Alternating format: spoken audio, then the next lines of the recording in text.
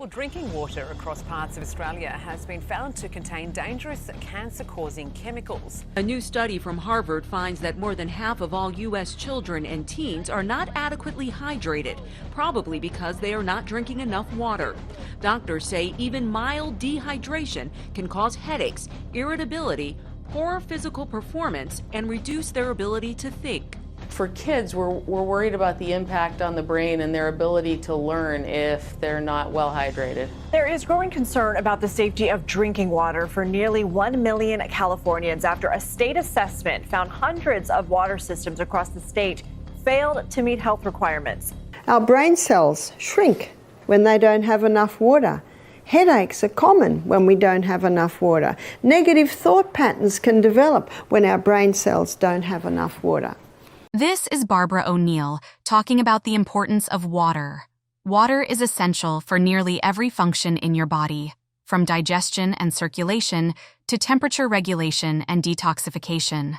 Recent research reveals that people around the world are making a shocking hydration mistake that can lead to serious health problems. What is this mistake, and how can it be prevented? Barbara O'Neill has answers to these questions.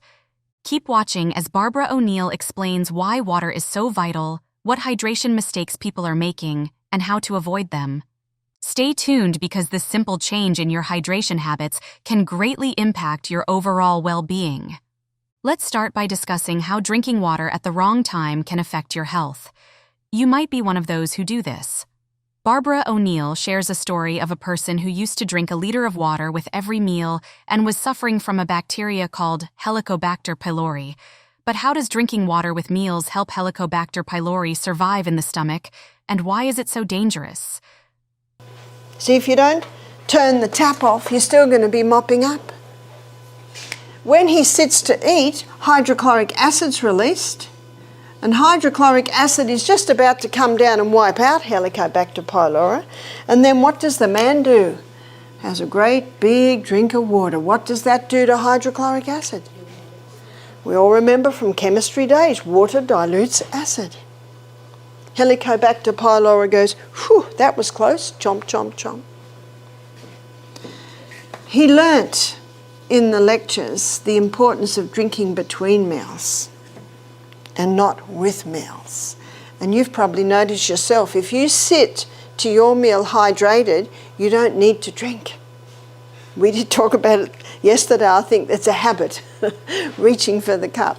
But as you'll see tomorrow, you can rewire your brain, you can train it out. So he's drinking between meals, so what does that do to his stomach lining? Puts a nice thick lining on the stomach.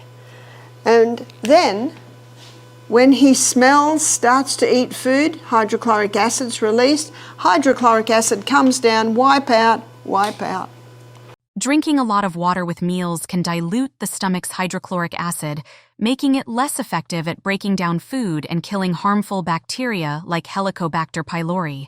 This can lead to digestive issues such as bloating and indigestion, as food isn't properly broken down.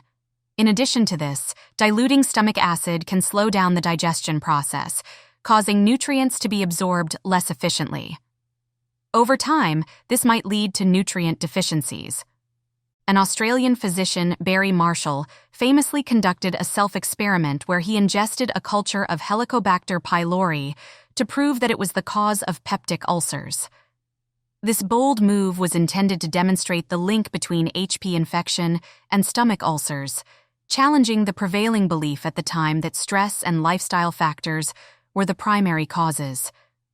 After ingesting the bacteria, Marshall developed gastritis, providing direct evidence of the bacterium's role in causing stomach inflammation.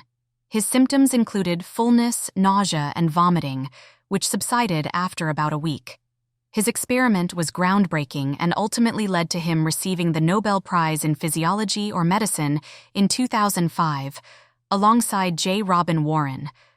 But drinking water with meals isn't the only mistake people make. More than 70% of people around the world drink less water than their bodies need. Water requirements are determined by a person's weight and how much water their body loses in a day. So, how much water does a person's body lose in a day? Let's address this question. So from the kidneys, we have 1.5 litre loss in a day. From the colon, we have 0.3 of a litre loss in the day. From the lungs, we have a 0.2 of a litre loss. And what's a surprise to most is from the skin, we have a 0.5 of a litre loss. So that's 2.5 litre loss, so litre loss in a 24-hour period. In addition to the 2.75 liters lost through the kidneys, colon, lungs, and skin, other factors can influence water loss. Physical activity, hot weather, and health conditions can all increase the fluid you lose. For instance, if you exercise intensely or are in a hot environment, you might sweat more, leading to additional water loss through your skin. Certain health conditions or medications can also affect how much you urinate. Now, to a person who is losing 2.75 liters of water a day, Barbara recommends drinking only 2 liters of water. But what is the reason behind this? Well, that's quite interesting. We need to be replacing 2 litres or 2 quarts of water. Well, what about the other? Well, in our magnificent breakfast this morning, we had water coming in through our mango, through our grapefruit, so you see your fruits and vegetables also supply some fluid, but we need to have at least 2 litres of pure water a day. While fruits and vegetables contribute to your daily fluid intake, they should not be relied upon as the sole source of hydration. For optimal health, drinking water regularly throughout the day is important. Pure water is essential for various bodily functions, including digestion, temperature regulation, and nutrient absorption. It also helps maintain electrolyte balance and supports kidney function by eliminating waste. In addition to drinking water, consider incorporating herbal teas or other low-calorie beverages if you need variety. Now you see, everybody's water requirements vary, depending on certain factors like weight. So what is the rule to determine the water requirement of a person? Stay tuned to find out. At least 2 litres of pure water a day. So here's the rule of thumb. So 50 pound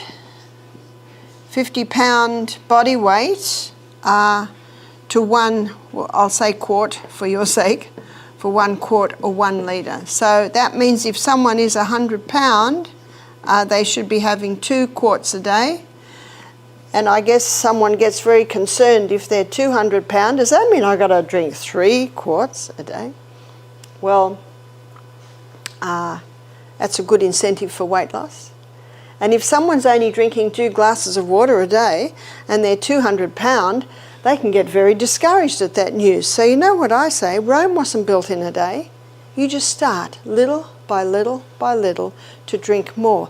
But it's a good rule of thumb for children, because children... It's also important to remember that individual water needs vary based on activity level, climate, and overall health. For example, athletes or those in hot climates may need more water than the basic rule of thumb suggests. Additionally, diet can influence water needs. Foods with high water content, like fruits and vegetables, can contribute to hydration. It's best to listen to your body and drink when thirsty, adjusting as needed based on your circumstances. Water is crucial for the optimal functioning of many organs and is one of the most critical elements of our brain. Before we move on, if you enjoy this video, give it a thumbs up and subscribe to our channel to join our growing YouTube family. The fact that they're still in the psychiatric hospital because our brain is 85% water. From the neck down, we're 75% water. Our brain is a hydroelectric system. No hydro, no electricity. A person can actually develop negative thought patterns in a dehydrated brain. And most people know that their headache possibly is due to dehydration. My husband rang me one day, 3 o'clock in the afternoon. He was driving. He said, I don't know what's the matter with me. I've got a migraine. I can hardly drive. So you know what my first question always is? How much water have you drank? And he went, oh dear. He said, I haven't drunk any water since I woke up this morning. So he woke up in the morning and had water. He had breakfast, must have got busy, had lunch, and now we are 3 in the afternoon. He is chronically dehydrated. So I said to him, please don't drink a whole glass of water. Please just have half a glass of water. A few minutes later, another half glass of water. A few minutes later, let it little by little go in. He said after the first glass, the migraine went to a headache, and after the second glass, the headache went to a dull ache, and after the third glass, he had no headache. Now, isn't it nice if you can resolve every headache just with water? But unfortunately, not every headache is just due to dehydration. While dehydration can cause headaches, it's not the only reason. Stress, lack of sleep, eye strain, and poor posture are common culprits. To manage headaches effectively, looking at all potential factors is important. Staying hydrated is just one part of the picture. Regular breaks, relaxation techniques, and good sleep can also help. For normal functioning of cells, water must enter the cell, and the content of the mineral should be maintained in a cell. And the good news is that water is an excellent source of minerals. So how do we get the water inside the cell? We have to go to the third most vital element needed for life, and that is sodium.